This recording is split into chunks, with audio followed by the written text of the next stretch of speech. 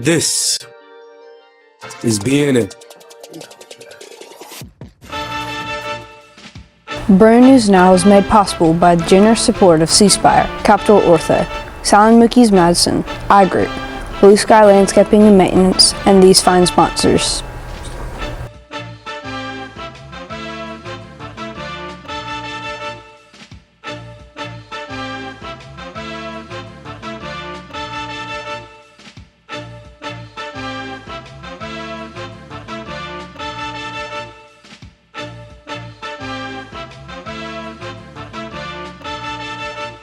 This week on the show is Homecoming 2024, and St. Joe students had a week of activities leading to the big game tonight. We'll have more in news. Bruin Swim traveled to Grit this week for the MAIS State Swim Meet. We'll have more in sports. Going to the homecoming football game tonight on campus? Take along the jacket because fall has arrived. Weather, sports, and all the news are next. Bruin News Now for Friday, September 27th, 2024 begins right now. From the BNN headquarters on the campus of St. Joseph Catholic School in Madison, this is Mississippi's high school news leader, state's #1 student-produced weekly newscast, Bruin News Now. Happy Friday. Welcome back to the show, Bruins. I'm Theory Freeman. And I'm Mackenzie Cummings. All say Theory, we've had a pretty exciting homecoming week here at the Joe. From pep rallies to dressing up with our friends to showing school spirit, there's been so much to enjoy. I completely agree, Mackenzie. I'm pretty sad, though, that all the festivities are nearly over. Well, all except for the football game tonight, crowning the homecoming queen at halftime and the dance Saturday night. But don't be too disappointed. We have a great week here at the Joe. Like you, many of our fellow students enjoyed an entire week of celebration of who we are and what St. Joe is to us. As a matter of fact, BNN's Elizabeth Vanderloo and Caitlin Evans joined forces to take a closer look at Homecoming 2024 in this report. Happy Homecoming Week! Homecoming Week is a big deal on the St. Joe campus, with students getting to dress up in the theme of the day. It is also a time for St. Joe student alumni to return to St. Joe with the annual homecoming football game and the 2024 homecoming court, where the homecoming queen from last year, Paige Liakino, will be crowning this year's homecoming queen during halftime. I love seeing everybody dress up, and this year we're even having a hall decorating competition, and it's just really fun to see the competition going on between the grades and how bright the hallways are. Another new thing this year for homecoming is the hallways have been decorated for a competition that the feeder schools will judge. The 300 hall has been decorated by the middle schoolers, the 400 hall has been decorated by the freshmen and sophomores, and lastly, the 500 hall has been decorated by the juniors and seniors. With every day being a different theme to fit under the theme of the sweetest HOCO ever, students have been able to dress in appropriate free dress if they are in theme. Homecoming week was really fun. We had 2 pep rallies, which was great, and it was also really fun dressing up with my friends, and the homecoming dance will be a great time.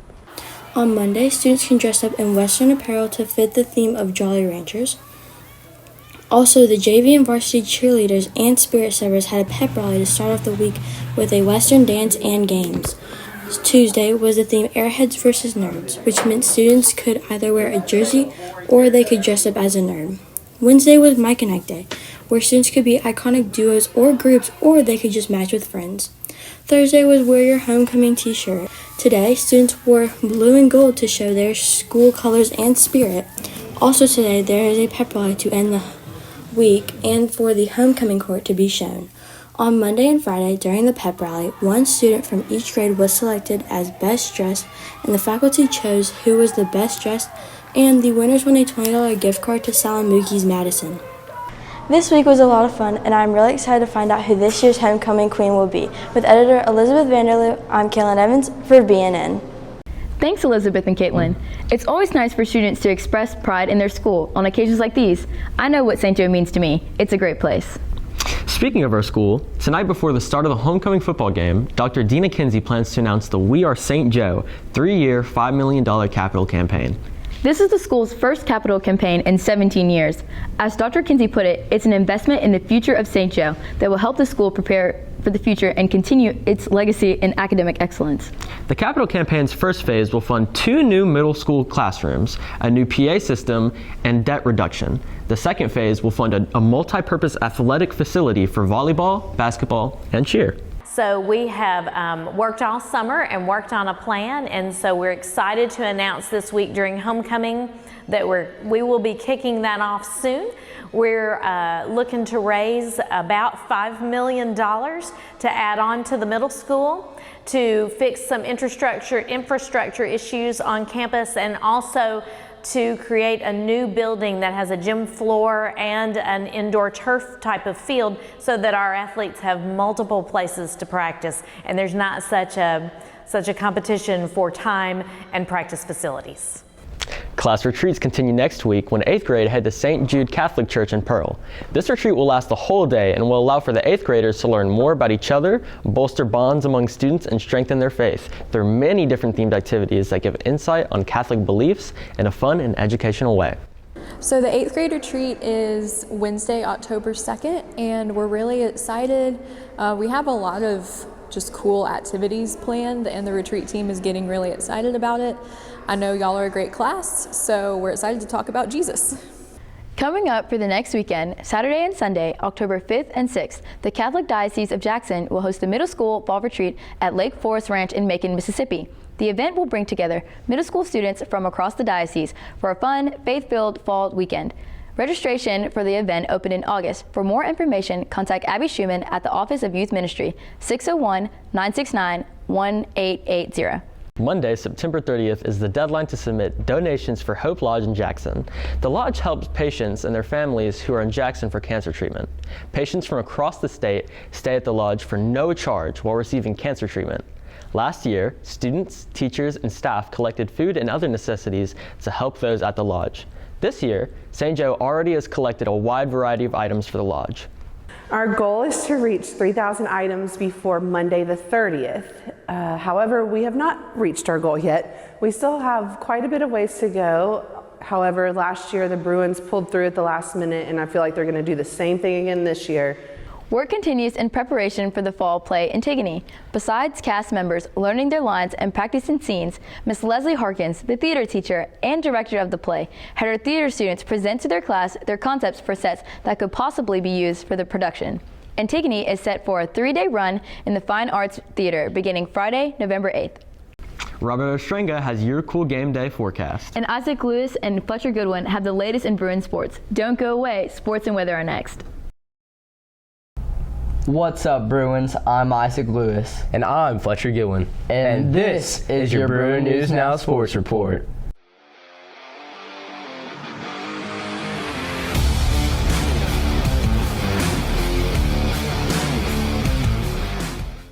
It's homecoming on the St. Joe campus, and tonight is the big homecoming football game. A match against Catholic rival St. Joe Greenville Fighting Irish here at Bill Rayfield Field. It should be a great one, but before we get to tonight's big game, let's go to this week's top story. Bruin swim. The Bruins faced off against other MIS schools Wednesday in the state championship meet. The boys team finished first in the state. The girls took fourth place, and St. Joe as a whole finished third. It was a great showing in that meet that lasted from the morning into the afternoon. That's right, Isaac. The boys did especially well. They placed first in the 200 medley relay. Charlie Ring took silver in the 100 fly. Daniel Inman took bronze in the 200 free. Joining us to talk more about the state meet is senior swimmer and BNN's own Turner Brown. Well, thanks for joining us today, Turner. So I know you're a big part of the BNN crew and also a big part of the swim team. I was hoping you could tell us a little bit about y'all's meet yesterday. Yeah, of course. So we had the MIS state meet yesterday, which it's a big deal because it's all the MIS teams from across the state who come together to play against each other and swim their best swimmers against each other to see who comes out on top. And so it was kind of a big deal for us this year because our boys placed first, our girls placed fourth, and overall we came third, which it's a big deal for our guys to place first because it's big teams, prep, MRA, of really good teams. And then our girls placing fourth is a big deal because there's 8 teams and we only have a handful of girls, maybe 10 at most. And so it's a big deal for them to place so high. So I know you're one of the co-captains this year, and I know you've been on the swim team for a long time, as you've been at the Job. How as a co-captain, have you led the team this year? So for co-captain, it's me and Cole Allen. So a lot of being a co-captain is leading the team in cheers and getting everyone pumped. So we have a big cheer we do at the beginning. We yell, and we kind of have the past 2 years, and this year included, have been making a lot of noise at the meets, and we kind of have a reputation from other teams for being a little bit loud, a little bit noisy, just a lot of spirit that we try to have with our team. That's great. I'm really happy for you and the Bruins. Thank you for being on set today. What a great showing on Wednesday. Now for tonight. As we said, it's homecoming on the St. Joe campus. After a week off from play, the Bruins return to action against Fighting Irish. The Bruins hope to bounce back after a loss 2 weeks ago here at home to the Madison Ridgeland Academy Patriots, 55-13. Players have spent the past couple of weeks in practice trying to correct problems and improve play. Every player wants to win their homecoming game, and St. Joe Bruins are no exception.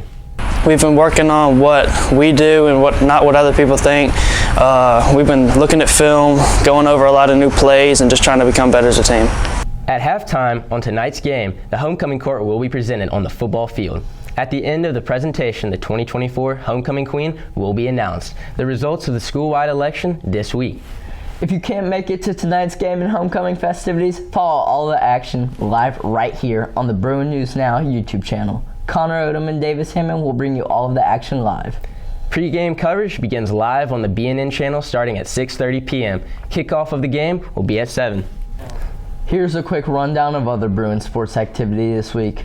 The Bruin volleyball team celebrated senior night in the Bruin gym Tuesday. The same night they played PCS. The Bruins lost. They returned to action on Thursday at Hartfield. Softball played at Central Homes Thursday and will celebrate senior night on Monday with home game against Jackson Academy. Meanwhile, girls soccer hosted Jackson Academy on Tuesday, but lost. Girls soccer hosted PCS Thursday night for senior night. The girls returned to action on Monday at Hartfield. And that brings us to an interesting story. Senior soccer star Emma O'Brien switched positions this year from defensive to playing midfield. She has such a strong run in girls soccer. O'Brien will take her skills to the next level and play ball at Meridian Community College. Emma O'Brien has been a key part of the girls' Bruin soccer since her first year of St. Joe in 7th grade. Throughout her years as a Bruin, Emma has not only developed as a player but also as a student. She has worked hard to perfect her game, and because of her hard work, it has given her the opportunity to receive an offer to Meridian Community College to play at a higher level. Emma has given Meridian her verbal commitment to play for the Eagles girls soccer team starting next fall. For her senior year, she has been given the title of captain and leads her teammates as a defensive player and a scorer.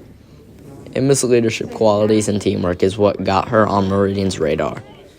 She has not only put many hours of drills and games into her Bruin team, but also takes time to hone her skills outside of school. Emma's someone that I'm so proud of that she's going to play at the next level. She's a great leader on the field. She's always working hard and coming to practice ready with a positive attitude. Since I've been playing soccer for 14 years now, I'm very excited to go play with Coach Mike full time and go with all my new teammates and play to my best ability. I'm very grateful for the teammates I have now and the teammates I've had in the past. They've shaped me into the person I am, and so has my dad, who has coached me for about 12 years. And I'm just very grateful for this moment. Emma has also had lots of help and support from her coach, Dwayne and Poe, and they could not be happier for her. Emma is one of our key players this season. She's a senior captain, and she's hardworking, she's experienced. She has been with us since 6th grade. And the experience she has had, she shares with the younger players. This season so far, she has done an excellent job in midfield. She normally played defense, but this year we needed a little more strength in the midfield, so I placed her as a defensive mid, and she has been doing an outstanding job. And very pleased that she will be moving on to the next level after her high school playing career. Emma has really done a great job on the soccer field, and that's not all. She also is a part of the editorial leadership team, building the 2025 edition of the Shield Yearbook, a great way to cap her senior year. That's right, and this is it for this week's Bruin Sports. Don't forget tonight's big homecoming game against St. Joe Greenville. I know I'll be there. Are you going, Isaac? Yes, sir. I'll be there. I don't miss my high school's football games. I thought about joining the Bleacher Creatures, but then I decided no. I'm just going to the game. Join us again next week for more in Bruin Sports. I'm Fletcher Goodwin. And I'm Isaac Lewis. From all of us here at BNN Sports, have a great week.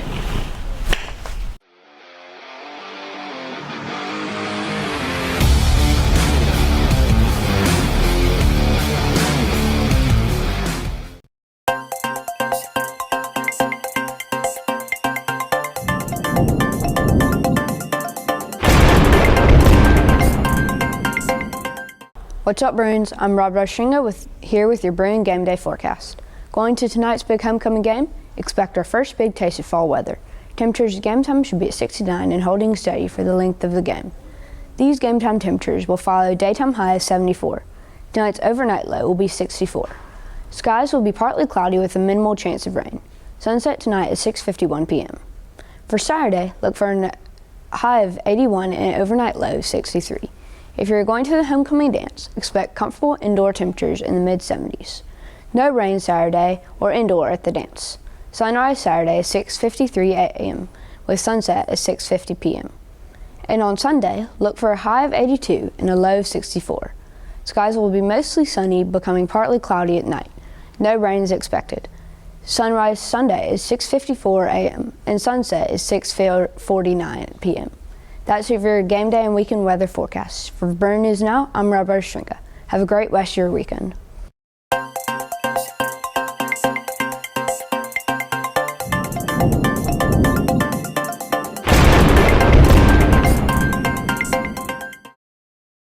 Thanks, guys. This week has been pretty action-packed, from senior nights to state meets. It's amazing how all of our student athletes manage to compete, all the while still involving themselves in school events like most of this homecoming week. Before we go, we have a few reminders. First, don't forget tonight's homecoming game at 7 with the crowning of homecoming queen at halftime. And on Saturday, it's the homecoming dance in the gym. Next week is Early Release Wednesday. Dismissal is immediately following C period at 1:45 p.m. If you are a senior or junior with third lunch, dismissal is at 1:15 p.m. And our weekly mass next week is the first Thursday of October, and that means it's a dress uniform mass. Make sure you mark that down and wear your matched uniform. That's it for this week's edition of the show, everyone. Make sure to like, comment, share, and subscribe, as well as turn on the notification bell to get reminded when we upload new videos. I'm Theory Freeman. And I'm Mackenzie Cummings. Go Bruins.